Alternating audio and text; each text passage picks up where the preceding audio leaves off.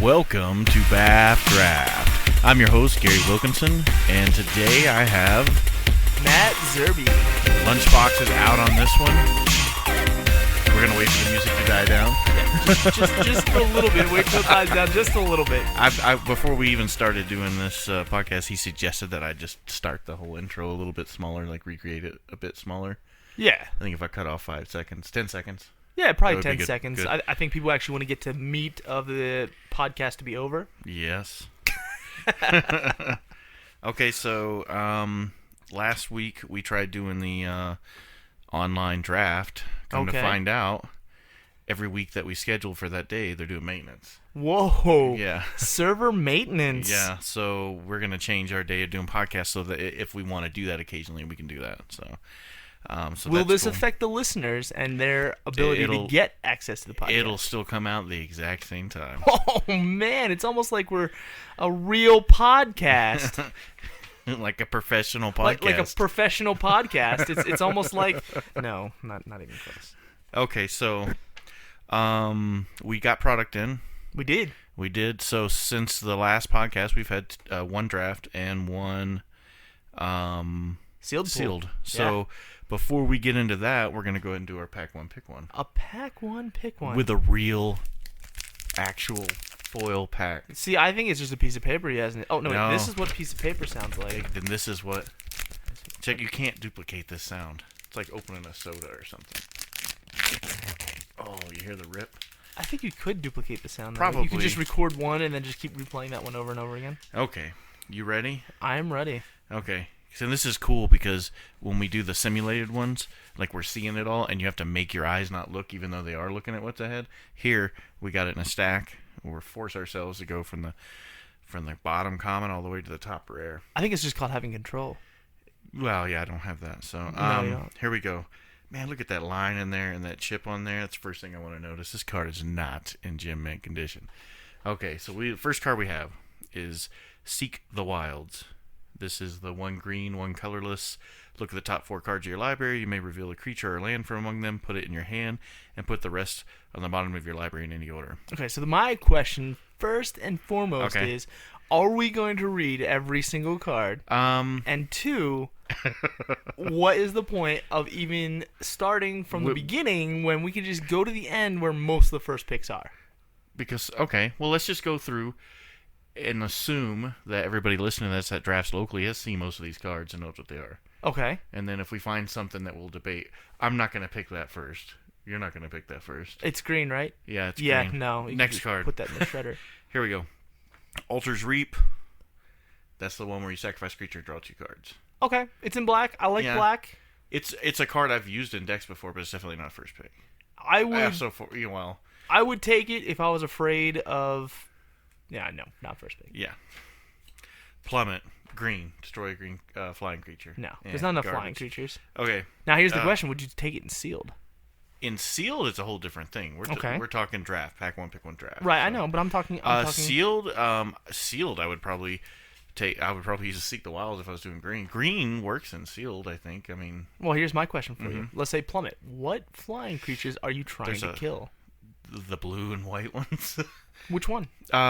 Flying creature that I would try to kill. Like a 3/3 vigilance? You're gonna take a 2-drop? No, there's a 4/3 that does the Scry 2. That's a pretty powerful card. And you said a 4/3, right? Yeah. Yeah, I'm pretty sure you can kill it for way easier. Yeah, there's nothing that I know of in this set that's super... I don't know. I'd have to have the list in front of me of flying guys. Plummet's not scary. Yeah. Plummet's not needed. No, there's no dragons. It's so specific. Yep. Okay, so next one is Coral Helm Guide. It's a Merfolk ally. It is an ally. It's a 2/1 for 2. You know, 1 blue, 1 colorless. It has that ability on it, but it's so expensive. Well, the problem is, what blue ally stuff is there? Yeah, because there's what? White and black ally, right? That's well, your common. White and black ally, you've got your green and white allies, you've got your Naya This is allies. a garbage card. I've never seen anybody play this unless they were just out of creatures and they were throwing it in as just something. Oh, I've seen tons of people play it, and I smile every time they do. It's just not any good. It's a 1 defense, and no, it's not. Okay, Volcanic Upheaval. It's a converted 4-cost destroy target land.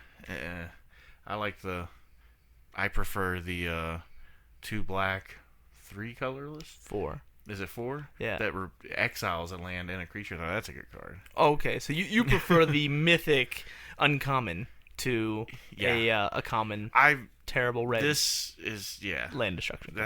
I'm sorry, it's just not that. There's so much better cards to drop for 4. Well, here's the crazy part. In our format that we play with, there are people who will pick this and play this main deck.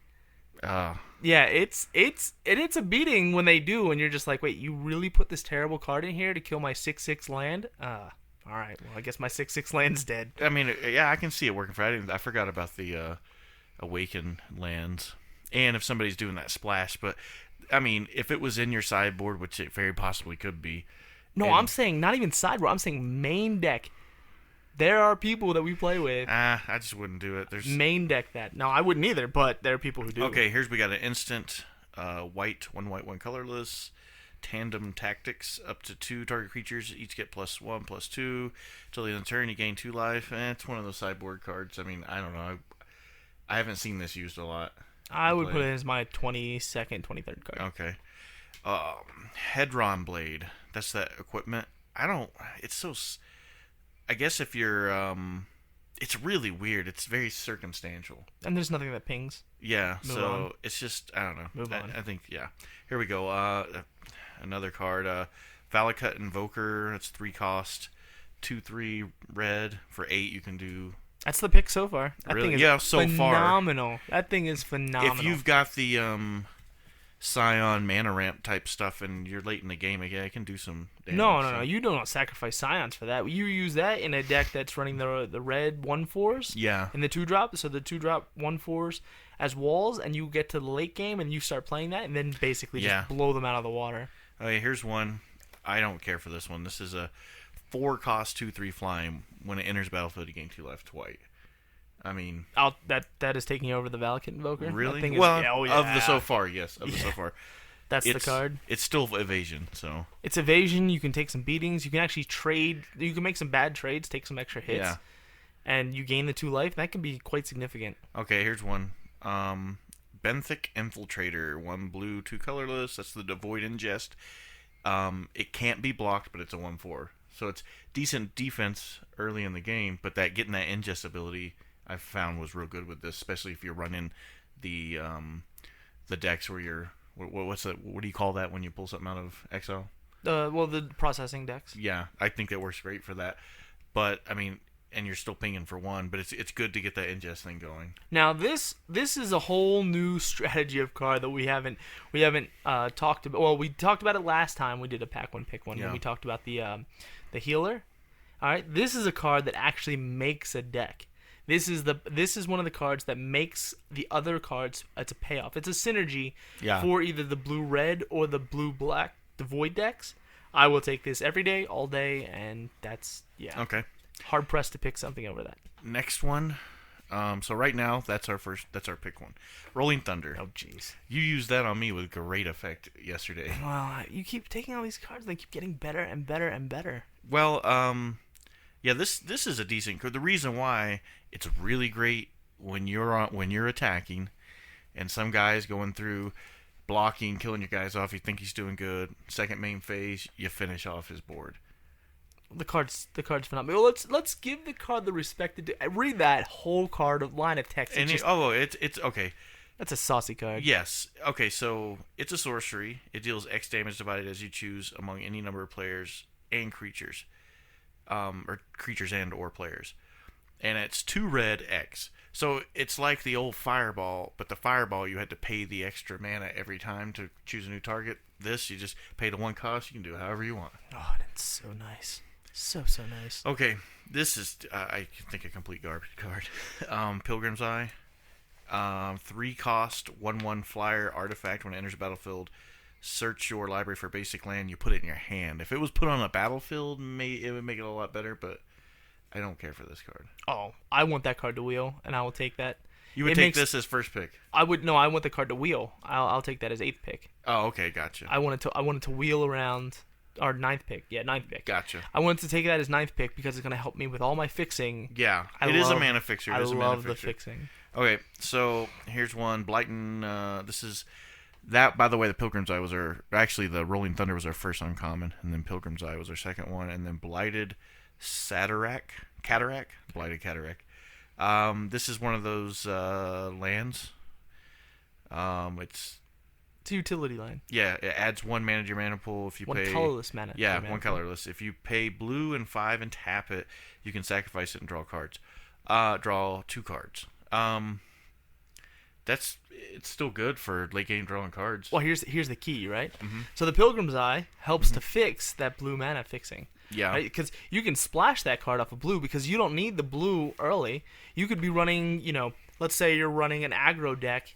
You could splash blue. You could splash 1 good blue card and that. And even if you never get to use it in a game, it's still a solid fixing. It's still a solid effect. I want 1 or 2 utility lands in any of my decks. Gotcha. Okay. Next one. This is Dust Stalker. 1 black. This is our rare, by the way. 1 black, 1 red, 2 colorless. Devoid. Haste. At the beginning of each end step, if you control no other colorless creatures, return Dust Stalker to its owner's hand. It's also a 5/3. Thoughts? It's a good card. No, I don't want it. But it's not a first pick. No, it's not first pick. Because you're committing already to 2 colors that you don't even know. What did we see in here that was really good black? The only other black card in this entire pack was Altar's Reap. Now, will you please do me a favor, and can you cut into the clip of the last time when you were saying that you would take the 2-color thing, and it was so phenomenally awesome? No, the problem is this puts you into a very narrow deck, and the deck is not even that good. Yeah. Okay. And so we're gonna go with Rolling Thunder. Rolling Thunder all day, every day. Okay. And of course we got the Island and Core Alley, for the token. So Core Ally. Yeah. Alley. It's not a gap between 2 houses. I'm the what's that guy's name? Marshall what? What? That does the naming of the cards? No. No? No, just no. Just no. No? What? No. You don't get to put him in the same sentence as you. No, what I was going to say is I'm the opposite of him. I screw up everything he does well at, I guess, naming and making sure everybody says it correctly. Just be the host. Okay. Be the best host you can. Okay, so that was Pack 1, Pick 1. If you disagree with our Pack 1, Pick 1, please find us on BAF Draft at facebook.com/groups/BAFDraft and let us know that our pick was terrible. Okay, so last week we got product in. So we did a 5-man draft. That was who showed up the first time we had product. And Lunchbox got first place. Well, let's not brag about a 5-man draft. Let's just say we had fun and did a 5-man draft. We had fun, but what? Okay, so he played red blue. So did pretty well. So we're gonna get back to that. So then last night we had another 5-man, but we did sealed, and he did blue white. What's the common theme there? Are we asking what the common the blue. Is?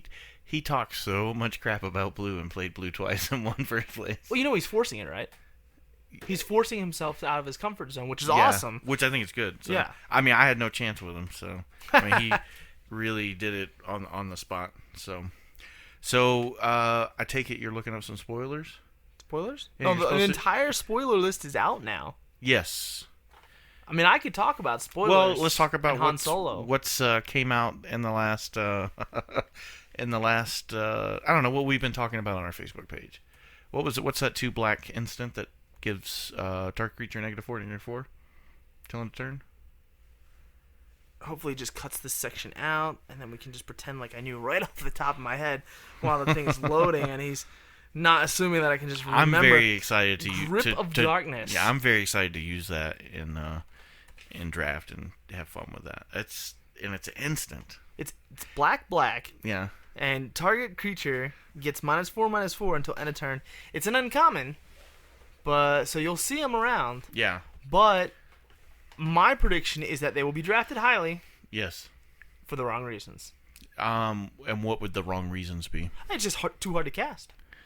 Too hard to cast because reliably. it's the black. Yep. And still, well, okay. If you're playing 2-color, it just doesn't seem that difficult to pull the double devotion there. I mean, I understand that it's not that difficult to cast. The problem is at that point of the game, yeah, you're gonna be able to kill. So let's say you play it on curve, right? Yeah. You play it as your turn 2, like, or you even hold up 2 black mana. Yeah. They're gonna play their 2-drop. Is that what you want to 2-drop? Is that what you want to kill? Okay, no. So you will save it for later to start building up your board state. What creature are you gonna save to try and kill with this? Are you gonna trade your creatures up, or are you gonna take their creatures out? I mean, we have to see how the format works, but I think it's great in late game when you're having to deal with some bigger creatures and you're able to pop those things off with a -4/-4. Well, I guess my other question is, how many black sources do you need to run to make this card reliable? It's gonna be that one card specifically. Yeah. To make this card reliable, to cast it when you need to cast, how many black sources do you have? And when you say black sources, you mean black sources of mana. Black sources of mana. You're gonna have to have if you were splashing that in and that was the only one. No. No. I am counting that concept out completely. You would have to be running like a half and half deck at least to make it reliable all the time. I'm gonna say 10. I'm gonna say 10 black sources. Really? So it means you're gonna need a heavy black deck to make it work. Okay. To cast it reliably, yeah. Because I had Gideon last night. I pulled a Gideon last night, and I had Prairie Streams, I think is what it is. Mm-hmm. And I had 3 white 3 plains and 1 Evolving Wilds. So you had 4 sources of mana. It was very difficult. You had 4 sources of mana, or no, 5 sources of mana, producing 5 white sources of mana to cast a 4-drop with double white that you really don't even need to cast until turn 6, 7, or 8. Yeah. Reliably. So my question to you is, for a 2-drop, instant speed -4/-4 that you can't be really casting. The black's going to have to be your main color in the deck. The black's going to have to be your main color in your deck. And there's a lot of other good black cards that have the double black as well on them. The problem is, I think it's going to be a trap. I think it's going to be way too much of a trap. I think you almost need to, in your mind, add 3 or 4 colorless mana onto this before you consider before you can properly evaluate the card.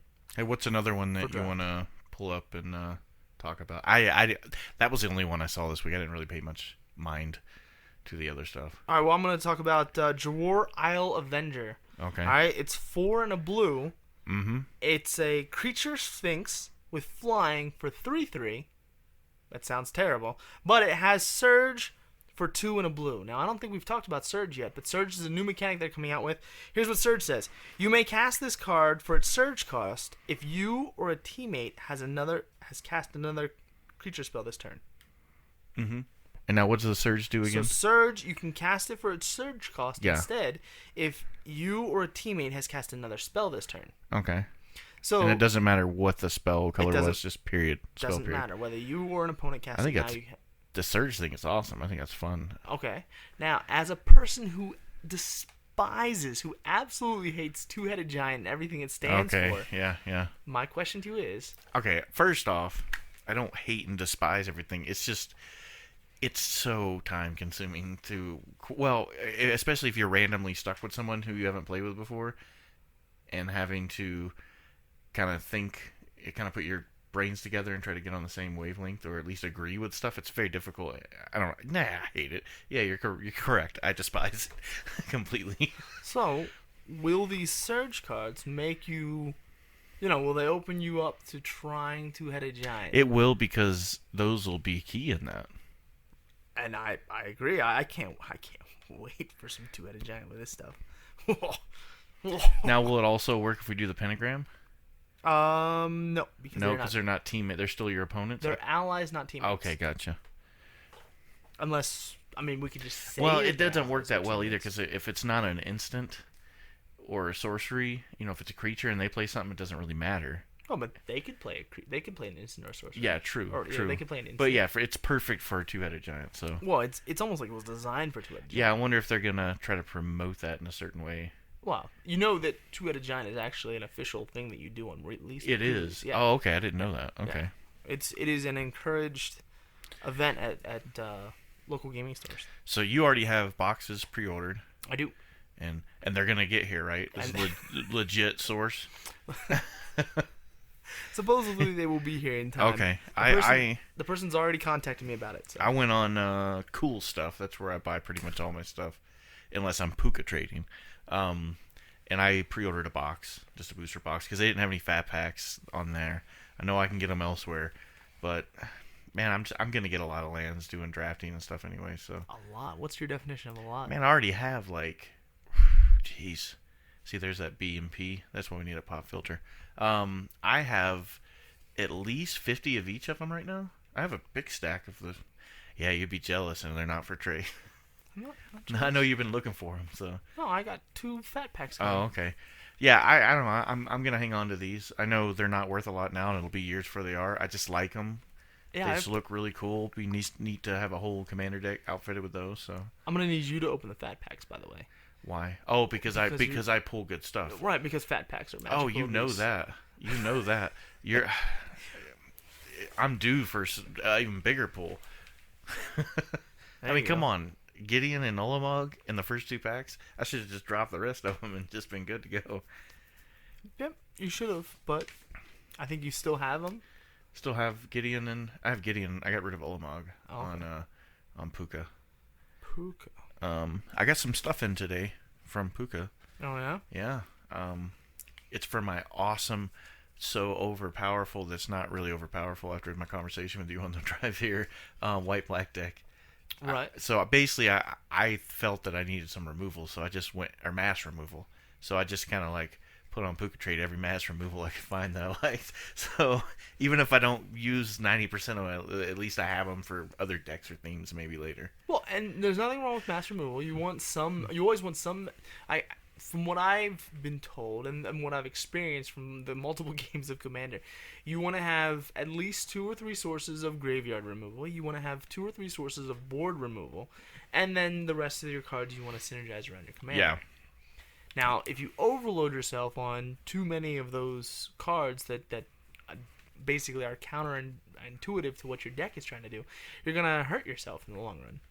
So if you put too many board wipes in when you have a token generator as your commander, then you're going to basically undo everything you've done for multiple turns. Gotcha.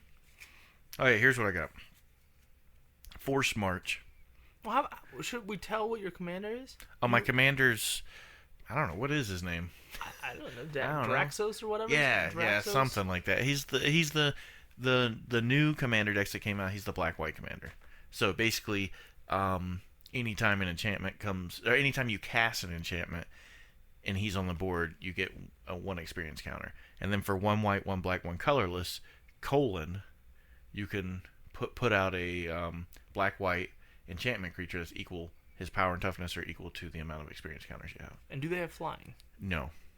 You think they have flying. I keep thinking because they're spirits. And I think spirits. you've lost games because of that. Because they're spirits. Spirits should have flying. They're not. Flavor fail. So I got Force March, which now that I have it, I'm like, I know that's not going in my deck. And the reason why I say that is because the Devotion is 3 on black. Yeah, but again, this is Commander we're talking about. Yeah, and Devotion 3 true. is not hard. But basically it's 3 black X, destroy all creatures with converted mana cost X or less. So that's gonna kill my tokens if I play it. But I can target it. Well, it might.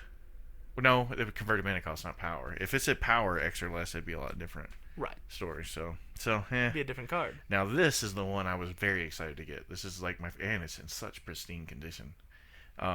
It's got the Kroll symbol on it. I don't know what symbol is that. Kroll symbol. He's never seen Kroll, the movie Kroll, the 80s movie Kroll. Never seen it. Well, what set is that? Is that one of the Kamigawas? Yeah. But it's the little Kroll, the little 4-bladed throw and start thing. So it's Final Judgment. It's 2 white, 4 colorless, sorcery. Remove all creatures from the game. The old word for exile. Exile creatures. Divine Reckoning. That's the 2 white, 2 colorless. Each player chooses a creature he or she controls, and then destroy the rest. And it has a flashback for 2 white and 5. That's probably not going to go in there. Well, the problem with that card is that because the way a lot of these cards are nowadays, and people are going to want to save their best thing. Yeah. And so that card is great if the opponent has a bunch of tokens. Like if they have like 12 1/1 tokens, you get to kill all the 1/1 tokens and then are stuck with one. The problem is that most of the time they're going to have, say an Avenger Zendikar, which is a 5/5, then they're going to kill all those little token things, but he doesn't care, he's still left with a 5/5. Yeah. This is from the same Kroll set. Hokori Dust Drinker. It's a legendary spirit. It's a 2/2 creature, ground creature, 2 white, 2 colorless. Basically, it's Winter Orb and a creature. Lands don't untap during the controller's untap steps. At the beginning of each player's upkeep, that player untaps a land he or she controls. Right. Which is a great card if you want to put the target entirely squarely on your back and basically say, hey, everybody kill me. Pretty much. Right. Like when I put Bubble Matrix out, everybody hates that. No. Everybody loved Bubble Matrix. Oh, really? Yeah, well, it buys me time, is what it does to get my other setup going. It also buys every other player. It does, true. Bubble Matrix is a 4-cost artifact where all damage dealt to creatures is reduced to 0. All damage by creatures? No, all damage to creatures. Oh, all damage to creatures. Not by creatures. All damage. So basically, you can't go around fireballing creatures or none of that stuff. Right. Okay. So it's great for blocking. It's great for it just stops people from doing these mass attacks. Okay, so I got Heliod. That's the god, the legendary enchantment creature. All your creatures have vigilance. He's indestructible. He becomes a creature, obviously, when his devotion is at 7 white. He puts out little enchantment, 2/1 enchantment creatures for 4 converted, 2 white and 2 colorless. We were having a conversation about me getting some synergy on whether I want to get synergy with cards being cast or card enchantments entering. So I'm just gonna have to look and see what's out there because there's so many. There's over 13,000 unique Magic cards, so there's a lot to look through. Right, but I don't think you need to look through all of them. Well, no, that's when you go on to those sites. Like, I think Wizards has it where you can get very specific and narrow stuff down to specific words, specific themes, and then you only get maybe 50 cards, 60 cards you got to look through versus, every white card and every black card.